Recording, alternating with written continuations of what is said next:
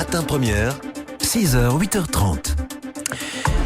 Et à 7h44, c'est l'heure de retrouver votre séquence droit de suite. L'objectif de droit de suite, on fait le point sur un sujet qui a fait l'actualité. On essaye de voir si le dossier a avancé, si des promesses formulées à l'époque ont été tenues. Droit de suite, c'est parti.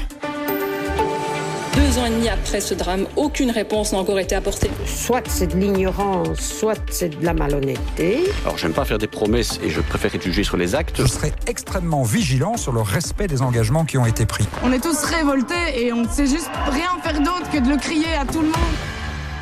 Bonjour Stéphanie Lepage. Bonjour. Alors aujourd'hui, le droit de suite remonte à l'été 2018 et nous nous rendons à Stenokerzeel. Oui, au centre fermé 127 bis, où le gouvernement belge décide alors, suite à la publication d'un arrêté royal, d'enfermer à nouveau des familles de migrants et donc aussi des enfants en vue de leur éloignement.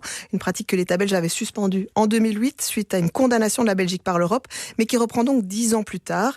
Des mineurs derrière des barreaux, ça va soulever une vague d'indignation, des associations qui luttent pour les droits humains, les droits de l'enfant, mais aussi de citoyens qui clament « Not in my name », pas en mon nom, et qui avaient même bloqué le chantier lors d'une action. Mais les unités familiales seront néanmoins opérationnelles dès juillet 2018.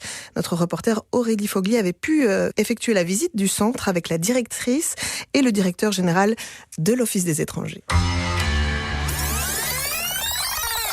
Au total, le centre compte 4 maisons unifamiliales, 2 pour des familles de 8 personnes et 2 pour des familles de 6 personnes. Ça, la cuisine ouverte. Le frigo est là aussi.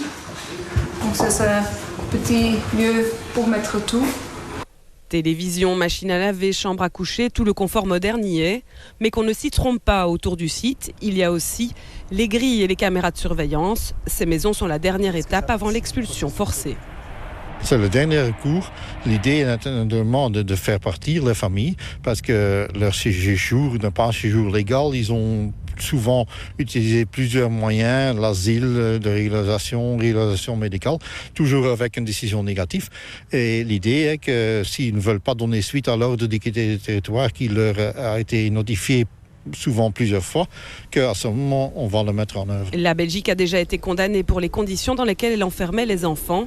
Pour éviter de nouveaux recours, l'accent a été mis sur la vie privée des familles et leur accompagnement. Avant midi, les petits enfants vont suivre des cours et les enfants plus âgés ils vont faire du sport avec les éducateurs. Pas de quoi apaiser les détracteurs du centre, mais qu'à cela ne tienne, il sera bientôt opérationnel. 9 familles avec 20 enfants au total seront détenus dans ces unités du centre 127 bis. Mais l'enfermement des familles sera stoppé 8 mois plus tard, Stéphanie. Oui, en avril 2019, plusieurs articles de l'arrêté royal permettant l'enfermement des familles sont suspendus par le Conseil d'État, saisi en urgence. Depuis, le Conseil d'État prépare son arrêt définitif et il vient d'ailleurs de statuer le 24 juin dernier. Conclusion, il confirme l'annulation de 3 articles de l'arrêté royal de 2018 qui balisaient un peu la détention. Mais l'article le plus important, celui qui permet effectivement cet enfermement, lui, ne fait pas l'objet d'une annulation. Pour la plateforme des mineurs en exil, c'est une grande déception. Écoutez Mélanie Zonderman, la coordinatrice. Ça veut dire que concrètement aujourd'hui, si le gouvernement voulait bien, on pourrait de nouveau détenir les enfants, les familles avec enfants, dans le centre 127 bis. Notre gouvernement rappelle à chaque fois l'engagement pris dans l'accord de gouvernement que le gouvernement ne va pas, dans cette législature, détenir des enfants en centre fermé. On se réjouit de cette promesse, mais les promesses politiques ne vaut presque rien, je dirais comme ça. Alors oui, il y a une insécurité juridique pour les familles hypothétiquement concernées par cette mesure de détention. Ça veut dire que vous avez peur que lors d'une législature future, il y ait une nouvelle position politique ? Tout à fait, exactement. On connaît tout la réalité politique belge où les gouvernements sont toujours un peu précaires, je dirais. Alors oui, pour une sécurité juridique, il faut absolument ancrer dans la loi l'interdiction absolue de détenir des enfants pour des raisons liées au contrôle de migration. Ouais, on le comprend, donc Stéphanie, l'enfermement de familles avec enfants en vue de leur éloignement reste possible en Belgique. Oui, et pour en parler ce matin avec nous, Sami Mehdi, bonjour. Bonjour. Vous êtes secrétaire d'État à l'asile et à la migration depuis octobre 2020. Tout d'abord, pour clarifier les choses, la position du gouvernement, c'est ne pas permettre l'enfermement de familles avec mineurs ? Oui, tout à fait. Et c'est plus qu'une promesse, parce qu'il faut quand même préciser qu'en ce moment, il y a aucune famille avec des enfants qui est détenue. Et ça depuis des mois, depuis des années. a reprécisé d'ailleurs qu'il n'y avait pas 9 familles, il y en avait 8, dont une famille a été enfermée à 2 reprises. Donc au final, ceux qui disent que c'est le gros élément pour garantir une politique de retour pour des familles avec enfants mineurs, c'est pas ça qui fait la grosse différence. Et donc en tant que gouvernement, on a décidé de ne plus enfermer des enfants. Et donc c'est la politique qui est développée aujourd'hui et donc qu'on continuera à développer. Et entre-temps, il faut essayer de développer d'autres alternatives à la détention pour quand même garantir que des familles qui, au final, à la fin d'une procédure d'asile, entendent ou reçoivent une réponse négative, mais quand même puissent retourner effectuellement dans leur pays d'origine. Mais vous entendez que cette insécurité juridique, elle est là et que ça peut générer des craintes. Mais je comprends très bien. Le Conseil d'État a précisé quels sont les éléments nécessaires pour pouvoir enfermer des enfants mineurs. Dans plusieurs pays européens, ça existe. On enferme des enfants de manière temporaire. Il faut garantir que ça soit à très très court terme pour justement faire en sorte que ça soit le dernier élément dans un passage vers le pays d'origine. Mettre ça, ancrer ça dans la loi. En soi, je comprends l'élément qui a été mentionné que voilà, la politique peut changer après une nouvelle élection, mais la loi peut changer aussi après une nouvelle élection. Donc on pourrait installer une loi aujourd'hui, demain il peut y avoir une nouvelle majorité politique qui réinstaure la possibilité d'enfermer des enfants. Donc le plus important, c'est pas la loi, le plus important, c'est la politique qu'on développe aujourd'hui. Et cette politique-là, c'est une politique dans laquelle on n'enferme pas des enfants. Néanmoins, la loi sur l'accès au territoire, qui date de 1980, elle est fort décriée aujourd'hui, mais elle est remise un peu sur la table. Vos prédécesseurs avaient promis un nouveau code migratoire en 2012, en 2014. Rien n'a abouti jusqu'ici. Est-ce qu'aujourd'hui, ça avance ? Oui, et c'est même 2012, c'est encore gentil. C'est depuis 2005 qu'on en parle de ce nouveau code migratoire. Rien n'a été fait. Donc nos services ont, ces dernières années, préparé eux-mêmes certains éléments parce qu'ils sont frustrés du fait que les procédures ne sont pas claires. Mais au niveau politique, rien n'a été fait. Et donc là-dedans, on fait le travail nécessaire en ce moment. Il y a une commission qui a été établie avec 2 académiciens qui tirent cette commission-là et qui sont en train de développer aujourd'hui un nouveau code migratoire qui est vraiment nécessaire parce qu'aujourd'hui, la loi aux étrangers, il y a des éléments, il y a des articles qui font référence à d'autres articles qui n'existent même plus. Et donc aujourd'hui, pour un magistrat, développer une politique par rapport à ça, c'est complètement impossible. L'enfermement des mineurs dans ce nouveau code, il sera interdit ? Ça fait partie des discussions politiques dans laquelle, dans l'accord gouvernemental, on a précisé qu'il y a l'enfermement des enfants, c'est une politique qu'on ne développe pas, mais qu'on veut voir dans un ensemble. Parce que si on n'enferme plus des enfants, une politique sur laquelle on se met d'accord, il faut quand même essayer de voir de quelle manière est-ce qu'on peut quand même garantir qu'une politique de retour est encore possible. Et donc, quand une famille arrive en Belgique, qu'elle passe par une procédure d'asile, qu'au final entend par une instance indépendante qui est le CGRA, qui n'ont pas le droit à l'asile, ils doivent pouvoir retourner dans le pays d'origine. Et donc, on doit quand même garantir certaines alternatives à la détention et de faire en sorte que quand des gens ne veulent pas coopérer à cette politique de retour, qu'on a au moins certains leviers. Et donc, sur ces leviers-là, c'est ça sur lesquels on travaille. Donc, vous laissez la porte quand même ouverte ? Ah non, pas du tout. Donc, dans la politique de retour et la politique par rapport aux enfants mineurs, le gouvernement et moi-même sommes très très clairs. On ne va pas enfermer des enfants. Point. Mais entre-temps, ancrer dans la loi le fait qu'on ne le fait pas, ce qui est symbolique parce qu'on ne va pas le faire et la loi peut rechanger de manière symbolique plus tard ou même pas symbolique dans la pratique, peut changer aussi. Mais donc ce symbole-là est important et sera revu dans un ensemble d'éléments à développer pour garantir une politique de retour qui soit humaine et juste en même temps. Alors, la société civile espère être entendue dans cette réforme de la loi sur les migrants. Les acteurs de terrain attendent beaucoup de ce nouveau code de la migration. Écoutez à nouveau Mélanie Zonderman de la plateforme Mineurs en exil. On demande une politique d'immigration, une politique de retour qui se base sur les droits humains, les droits de l'enfant bien sûr, sur l'intérêt supérieur de l'enfant. On plaide pour un changement de paradigme qui va chercher des solutions durables pour chaque famille, pour chaque individu. On a quand même l'impression que le gouvernement reste fixé sur une augmentation des chiffres de retour forcés ou volontaires.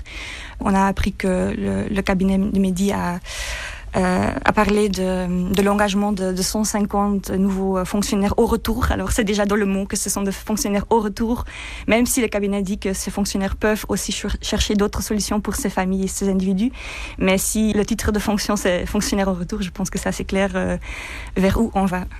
Alors Samy Mehdi, je rappelle, vous êtes secrétaire d'État CDNV en charge de l'asile et la migration. La question est claire ici. Est-ce que la priorité de ce gouvernement, c'est d'intensifier les retours à tout prix ? Mais la priorité, c'est de faire en sorte que des personnes qui sont ici de manière non régulière sortent de l'irrégularité.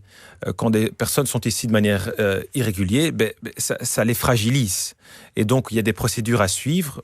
Parfois, des gens sont surpris de savoir que c'est pas moi qui décide si quelqu'un a le droit à l'asile ou pas. Il y a des procédures sur base de réglementations internationales qu'on suit.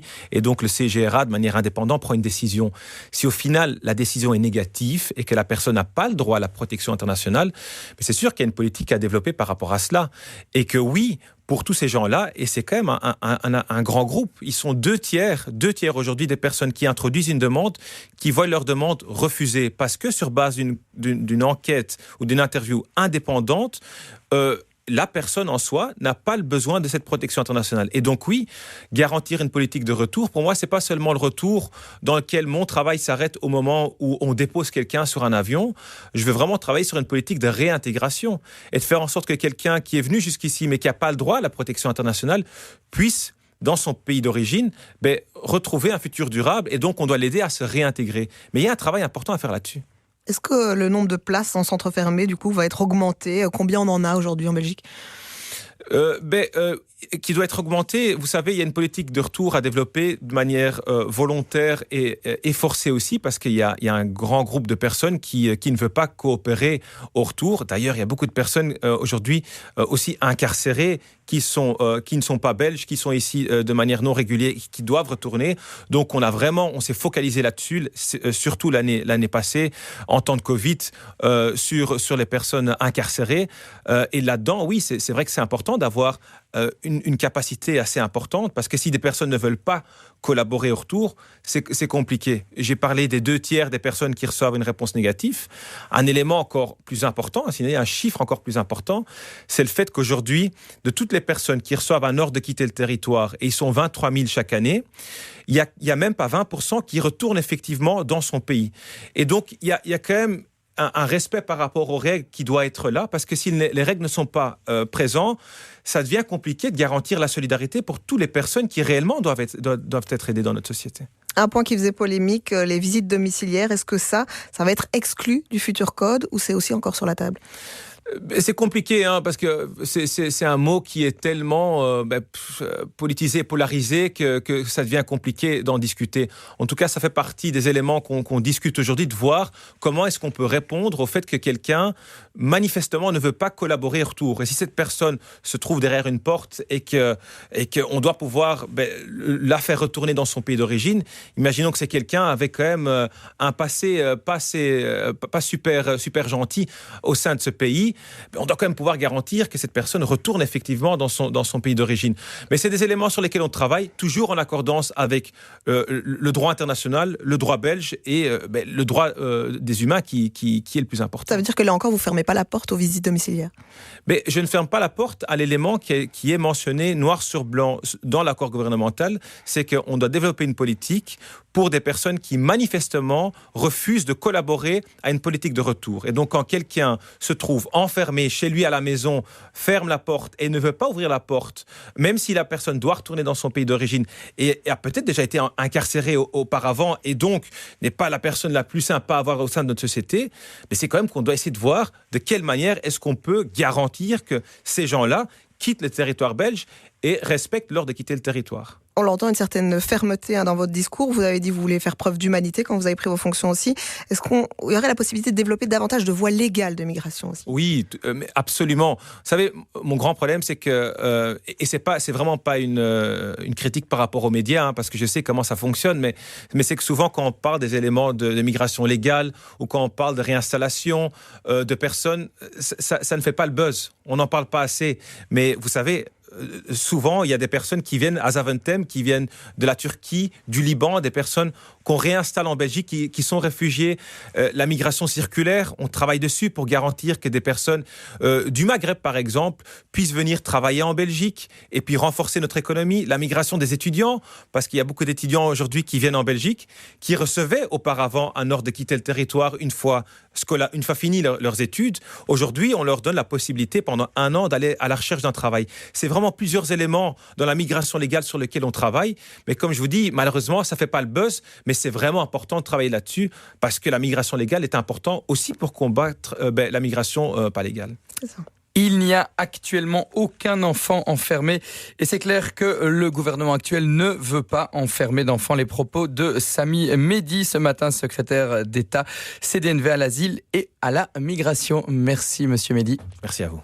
Merci Stéphanie Lepage pour ce nouveau droit de suite. Avec plaisir.